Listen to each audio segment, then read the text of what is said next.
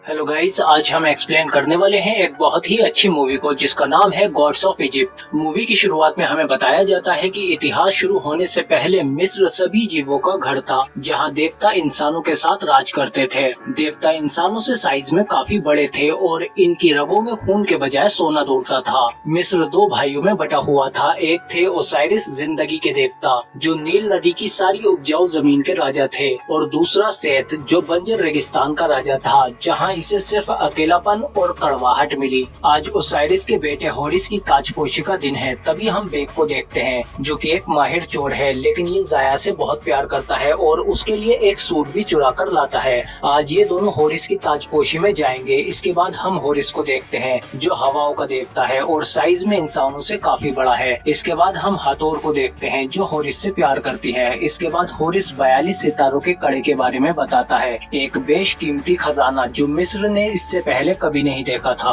इसके बाद हमें होरिस की ताजपोशी का जश्न दिखाया जाता है। ये महान साम्राज्य ओसाइरिस का है, जहां हजारों इंसान अपने देवता की ताजपोशी देखने आए हैं और अपने देवता के लिए कई सारे तोहफे लाए हैं। इसके बाद हाथोर का नाम लिया जाता है, जो है प्यार की देवी। इसके बाद आती है नेफिस्ट, जो सुरक्षा की देवी है। इसके बाद आता है थोथ, जो बुद्धि का देवता है। फिर ओसाइरिस लोगों को बताते हैं कि ये है एक अमीर का तोहफा, ये है एक गरीब का तोहफा। जब ये दोनों मरकर अंतिम द्वार पर खड़े होंगे तो इनकी कोई कीमत नहीं होगी। सभी इंसानों को पुनर्जन्म अच्छे कर्मों से मिलेगा, ना कि दौलत से। ये ओसाइरिस का कानून है। फिर इसके बाद होरिस की ताजपोशी हो रही होती है और तभी वहाँ सेठ आ जाता है, जो रेगिस्तान का देवता है। ओसाइरिस अपने भाई का स्वागत करता है, पर सेठ यहाँ किसी और ही मकसद से आया था और देखते ही देखते सेठ की सेना इन्हें चारों तरफ से घेर लेती है। और सेठ कहता है कि शांति के 1000 सालों में तुमने क्या हासिल किया? एक ऐसा देश जहाँ कोई इंसान ख्वाहिश नहीं रखता। अब मेरी बारी है। और वो ओसाइरिस को लड़ने की चुनौती देता है, पर ओसाइरिस लड़ने से मना कर देते हैं और कहते हैं कि मैं तुम्हें चाहता हूँ भाई। पर सेठ ओसाइरिस को मार देता है। इसके बाद वो अपने आप को नया राजा घोषित करता है और कहता है कि जो भी मेरे रास्ते में आएगा वो इसी तरह मारा जाएगा। देवताओं, या तो मरो या झुको मेरे सामने। सभी देवता सेठ के आगे झुक जाते हैं और इंसान भी। सेठ कहता है कि हर चीज की कीमत होती है। आज से पुनर्जन्म लेने के लिए तुम्हें दौलत देनी होगी, ना कि अच्छे कर्म। ओसाइरिस दम तोड़ने से पहले होरिस से कहते हैं कि तुम्हारा सफर अब शुरू हुआ है,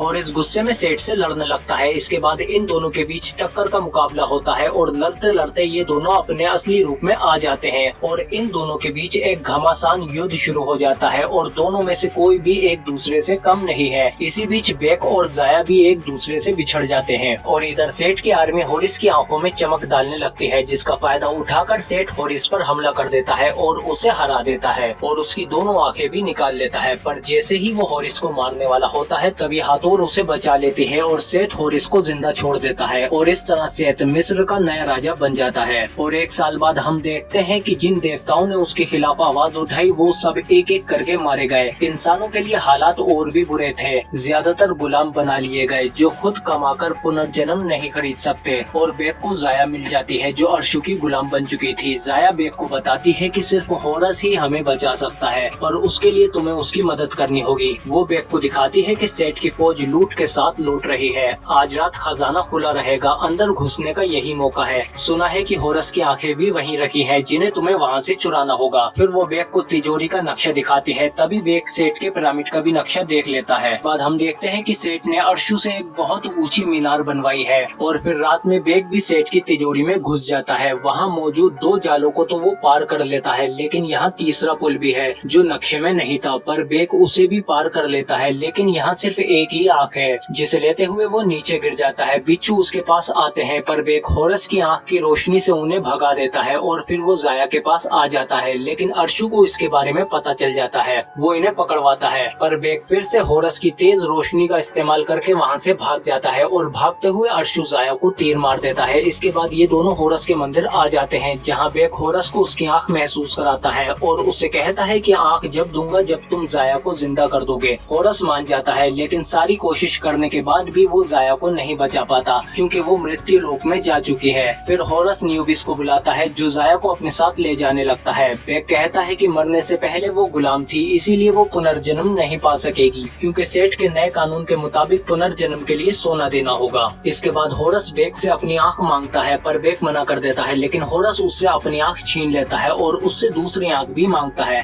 बेक कहता है कि मैं पिरामिड का रास्ता जानता हूँ जिसमें सेठ की शक्ति है, क्योंकि मैंने नक्शे देखे हैं। बेक कहता है कि मेरी एक शर्त है कि तुम्हें जाया को वापस लाना होगा।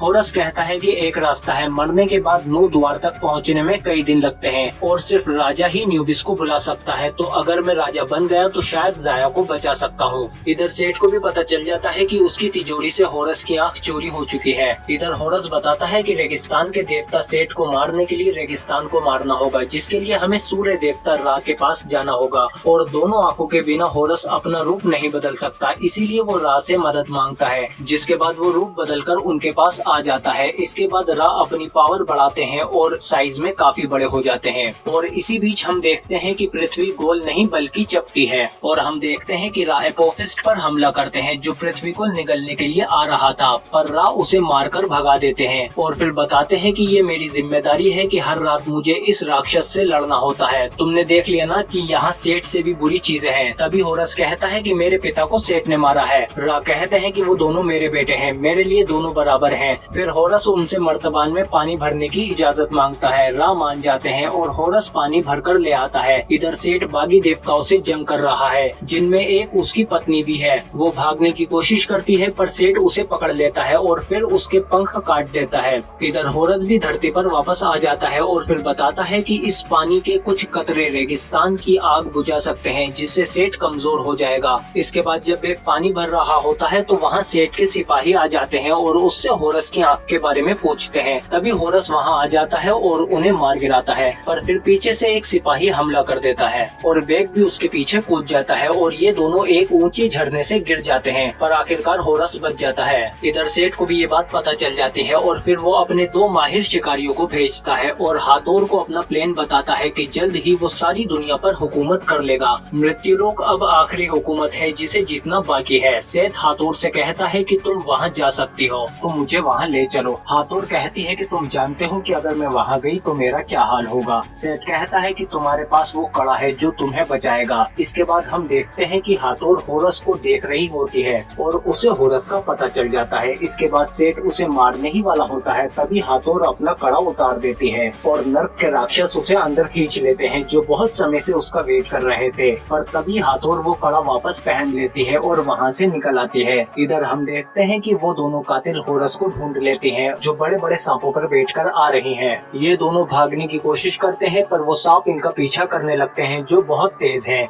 और मुंह से आग भी छोड़ते हैं। इसके बाद बेक उनका ध्यान खींचता है ताकि होरस उसे मार सके। सांप उसकी ओर बढ़ता है और मौका मिलते ही होरस भी उस पर हमला कर देता है, लेकिन वो सांप बच जाता है। फिर होरस उसे अपने वेपन से फंसा देता है, लेकिन वहाँ दूसरा सांप भी अभी बाकी है। बेक फिर से उसका ध्यान खींचता है पर ये सांप बहुत तेज है, लेकिन मौका मिलते ही होरस उस पर चढ़ जाता है और उस लड़की को फंसाकर सांप को नीचे गिरा देता है और फिर ये जगह टूटने लगती है, लेकिन ये दोनों बाहर आ जाते हैं। तभी वहाँ हाथोर आती है और सांप से कहती है कि तुम बहुत खूबसूरत सांप हो, मुझे मदद करने दो। और फिर उससे कहती है कि तुम बहुत ठंडे हो गए हो, खुद को गर्म कर लो। फिर वो सांप खुद को ही जला लेता है, क्योंकि हाथोर प्यार की देवी है जो किसी को भी काबू कर सकती है। इसके बाद होरस उसे अपना प्लान बताता है कि वो सेठ के पिरामिड में घुसेगा, पर हाथोर कहती है कि सिया मानव की पहेली का जवाब दिए बिना तुम अंदर नहीं जा सकते। तो होरस कहता है कि इसके लिए हमें बुद्धि के देवता थोथ की मदद लेनी होगी। फिर ये लोग थोथ के पास आ जाते हैं और उसे मना लेते हैं। इसके बाद ये लोग सेठ के पिरामिड की ओर चलने लगते हैं। रास्ते में हाथोर कहती है कि तुम जाया को वापस नहीं ला सकते,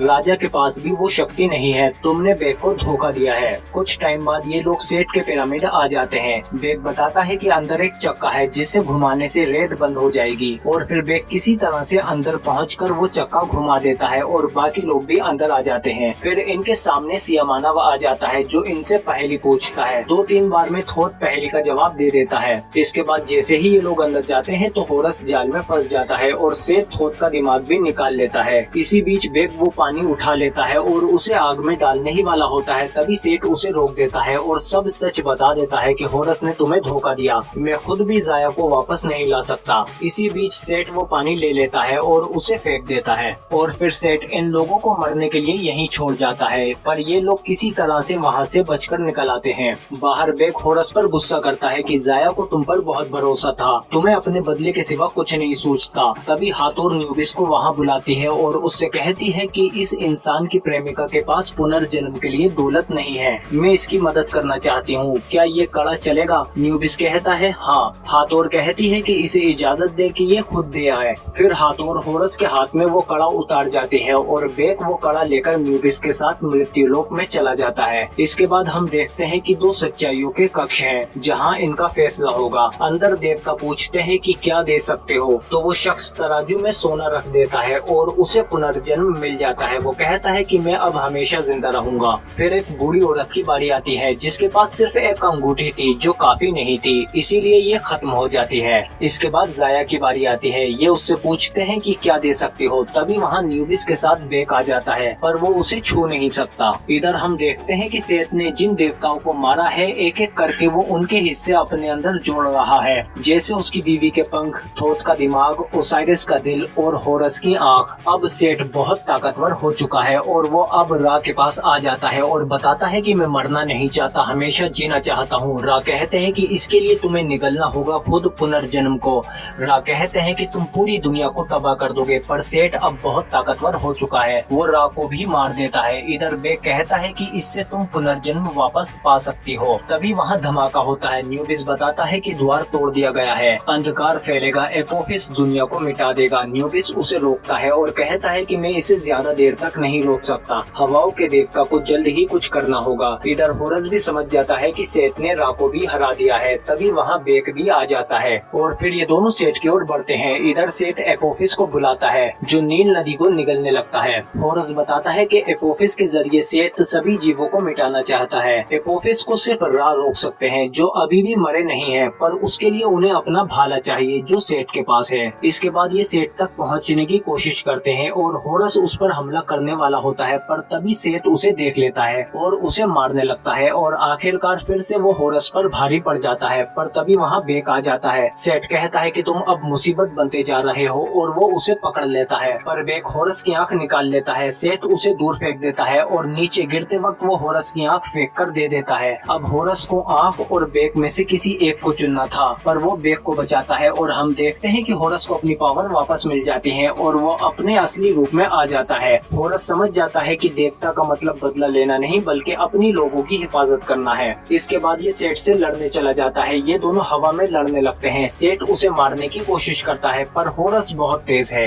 वो सेठ के हर हमले से बचते हुए मीनार में आ जाता है और एक मोकले से निकलकर दूसरे मोकले से अंदर आकर सेठ पर हमला कर देता है और उसके पंख भी उखाड़ देता है और उसे पकड़कर नीचे फुल पावर से फेंक देता है। सेठ उसे मारने की कोशिश करता है पर मीनार ही डैमेज होती जा रही है। इसके बाद हम देखते हैं कि सेठ बहुत बुरी तरह से जख्मी है। होरस उसे मारने आता है। तभी सेठ कहता है कि मैंने तुम्हें जिंदा छोड़ दिया था। होरस कहता है कि मैं वो गलती नहीं करूंगा और वो उसे मार देता है। इसके बाद वो भाला लेकर रा के पास आता है और रा वापस उठकर एपोफिस को मार भगाते हैं और पृथ्वी के साथ साथ मृत्यु द्वार भी बच जाता है। होरस जब नीचे आता है तो एक बच्ची उसे उसकी आंख देती है और हम देखते हैं कि कुछ देर बाद बेक भी मर जाता है। होरस उसे अपने मंदिर लाता है जहाँ जाया की बॉडी भी थी। तभी वहाँ रा आते हैं और होरस से कहते हैं कि तुम्हें जो चाहिए मांग लो। होरस कहता है कि मुझे अपने लिए कुछ नहीं चाहिए, बस आप इन दोनों को जिंदा कर दो। रा मान जाते हैं और इन्हें जिंदा कर देते हैं। इसके बाद होरस मिस्र का राजा बनता है और ऐलान करता है कि आज के बाद पुनर्जन्म हासिल किया जाएगा अच्छे कामों से, ना कि दौलत से।